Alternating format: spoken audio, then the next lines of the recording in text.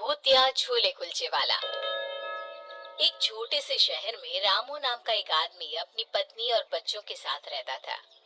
Ramu rickshaw चलाकर अपना और अपने घर परिवार का गुजारा करता था। रामू रिक्शा चलाकर भी उतना नहीं कमा पाता था जिससे उसका घर का खर्चा ठीक से चल सके, जिसकी वजह से रामू की पत्नी संतो को लोगों के घरों में जाकर काम करना पड़ता था। एक दिन की बात है, संतो का 2 साल का बच्चा बीमार था, जिसकी वजह से वो काम करने नहीं जा पाती। और जब वो अगले दिन काम करने जाती है, कल क्यों नहीं आई काम करने? वो मालकिन जी, मेरा बच्चा बीमार था, इसी वजह से काम करने नहीं आ सके। मालकिन गुस्से में संतो से कहती है, अगर तू इसी तरह छुट्टी करती रहेगी तो मैं तुझे काम पर नहीं रख सकती। ये ले अपने काम के पैसे और कल से काम पर आने की कोई जरूरत नहीं है। मालकिन जी, मुझे काम से मत निकालिए, मैं आगे से कभी छुट्टी नहीं करूंगी। मैं तुझे काम पर नहीं रखने वाली, जा। संतो का उसकी मालकिन पर कोई असर नहीं होता। वो वहां से रोती हुई अपने घर वापस आती है। तभी शाम को उसका पति भी रिक्शा चलाकर आ जाता है और संतो के हाथ में कुछ पैसे पकड़ाते हुए कहता है, ये लो संतो, आज बस इतनी ही कमाई हुई है। संतो रोते हुए अपने पति रामू को बताती है, आज मालकिन ने भी मुझे काम से निकाल दिया, अब घर का गुजारा कैसे होगा जी। इधर मुन्ना की भी तबीयत खराब है। ये कहते कहते संतो रोने लगती है। इसकी दवाई के लिए पैसे कहाँ से लाएंगे जी? रो मत, मैं कुछ ना कुछ और काम कर लिया करूंगा। तभी रामू के दिमाग में एक आइडिया आता है। क्यों ना हम छोले कुलचे की रेकड़ी लगा ले। मैंने स्कूल के बाहर बच्चे और बहुत सारे लोगों को छोले कुलचे खाते हुए देखा है। ठीक है जी, मैं छोले कुलचे बेचा करूंगी और तुम रिक्शा चलाया करना। और फिर अगले ही दिन रामू की पत्नी जल्दी उठकर छोले कुलचे बना लेती है और उन्हें अपनी रेहड़ी पर रखकर स्कूल के बाहर बेचने चली जाती है। तभी एक बच्चा संतो के पास आता है। आंटी, छोले कुलचे कितने के हैं? 20 रुपया बेटा। आंटी, एक प्लेट दे दीजिए ना। अभी देती हूँ बेटा। संतो उस बच्चे को एक प्लेट छोले कुलचे बनाकर देती है। छोले कुलचे खाकर बच्चा कहता है, आंटी, आपके छोले कुलचे तो बड़े ही स्वादिष्ट हैं। संतो बच्ची की बात से खुश हो जाती है। तभी उसके पास एक और आदमी छोले कुलचे लेने आता है और वो भी उससे छोले कुलचे मांगता है और खाने के बाद एक और प्लेट घर ले जाने के लिए पैक भी कराता है। अरे मुझे भी एक देना, एक प्लेट छोले कुलचे मेरे भी। संतो उसे एक प्लेट छोले कुलचे दे देती है और वो आदमी उसे पैसे देकर चला जाता है। ये देख संतो बड़ी खुश होती है। भगवान, ऐसे ही मेरे छोले कुलचे सबको पसंद आते रहे बस। संतो के छोले कुलचे के रेट कम होने की वजह से हर कोई उससे छोले कुलचे लेने लगा था और उसके छोले कुलचों का स्वाद भी बहुत बढ़िया था, जिसकी वजह से हर कोई उसके छोले कुलचे खाने चला आता। इसी तरह धीरे धीरे संतो और रामू के घर की हालत में सुधार होने लगा था। एक दिन की बात थी, रात का समय था। रामू रिक्शा चलाकर अपने घर वापस आ रहा था। तभी सामने से एक ट्रक रामू को टक्कर मारता हुआ निकल जाता है, जिससे रामू की मौत हो जाती है और वो एक भूत बन जाता है। अब मेरे बीवी बच्चों का क्या होगा? उधर उसकी पत्नी और उसके बच्चे उसका इंतजार करते करते भूखे ही सो जाते हैं। अगले दिन भूत देखता है कि संतो की तबीयत बहुत खराब है, जिसकी वजह से वो छोले कुलचे बेचने नहीं जा पाती।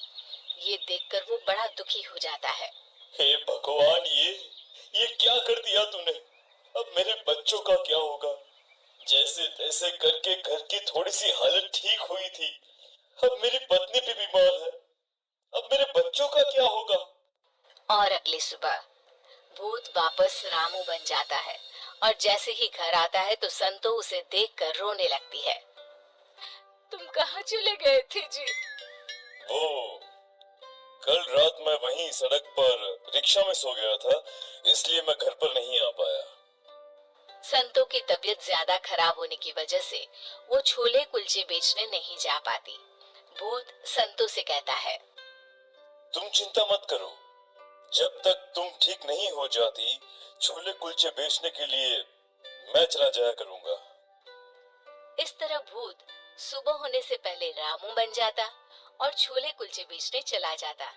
फिर जैसे ही शाम होती वो घर आकर संतों के हाथ में पैसे पकड़ा देता और जैसे ही रात होती तो वो वापस भूत बन जाता और वो चादर ओढ़कर सो जाता, जिससे किसी को ये पता ना चल सके कि वो एक भूत है। एक दिन भूत छोले कुलचे बनाकर उन्हें स्कूल के बाहर बेचने चला जाता है। देखते ही देखते रामू के सारे छोले कुलचे बिक जाते हैं। ये देखकर वो बड़ा खुश होता है। भूत इसी तरह हर रोज रामू बनकर छोले कुलचे बनाकर उन्हें बेचने लगा था और जैसे ही शाम होती वो घर आकर संतों को पैसे पकड़ा देता और चादर ओढ़कर चुपचाप सो जाता। ऐसे तो जल्द ही मेरे घर की गरीबी दूर हो जाएगी और मेरे बच्चों को किसी भी चीज की कमी भी नहीं होगी। इस तरह अब संतों के घर में पैसों की कोई कमी नहीं थी। उसके घर की हालत धीरे धीरे सुधरने लगी थी। अब भूत ने एक बड़ी दुकान भी कर ली, जिसकी वजह से उसकी बिक्री और ज्यादा होने लगी। अब तो संतों भी बड़ी खुश थी कि उसे लोगों के घरों में काम नहीं करना पड़ता था। उसके बच्चे भी अच्छा खा पी रहे थे और एक अच्छा घर भी था उसके पास। एक दिन रामू का दोस्त रामू के घर आता है। भाभी जी, रामू के मरने का हमें बड़ा अफसोस है। तुम ये क्या बेहूदी बातें कर रहे हो? मेरे पति तो जिंदा है और क्यों उन्हें मार रहे हो तुम? ये कैसे हो सकता है? मैंने खुद उसकी लाश सड़क पर पड़ी हुई देखी थी। नहीं, ऐसा नहीं हो सकता। तुमने जरूर किसी और को देखा होगा। अरे मेरे पति तो छोले कुलचे बेचने गए हैं। तुम्हें जरूर कोई गलतफहमी हुई है भाभी। फिर रामू का दोस्त वहाँ से चला जाता है। संतू उस आदमी की बात सुनकर सोच में पड़ जाती है। तभी कुछ देर बाद शाम होती है और रामू घर आता है। संतों के हाथ में खूब सारे पैसे पकड़ाकर सोने चला जाता है। कहीं इनके दोस्त ने जो बात कही थी वो सच तो नहीं होगी। जैसे ही रात होती है, संतो अपने पति की चादर हटाकर देखती है तो उसके होश उड़ जाते हैं। भूत, तुम भूत कैसे बन गए? यानी तुम्हारा दोस्त सही कह रहा था कि तुम मर चुके हो। हाँ, ट्रक के कुचलने की वजह से मेरी मौत हो गई थी, पर जब मैंने तुम्हें बीमार हालत में देखा तो मुझसे देखा नहीं गया और फिर मैं छोले कुलचे बेचने लगा, जिससे कि तुम लोगों को कभी किसी भी चीज की कोई भी कमी ना आ सके। अब तुम्हें कभी भी कोई भी चीज की कमी नहीं होगी। अब छोले कुलचे की दुकान बहुत ही अच्छी तरह से चलने लगी है। अब जब तुम लोगों को पता चल गया है तो मुझे जाना होगा, और वैसे भी अब तुम्हें किसी भी चीज की तकलीफ नहीं होगी। तुमने हमारे लिए कितना कुछ किया।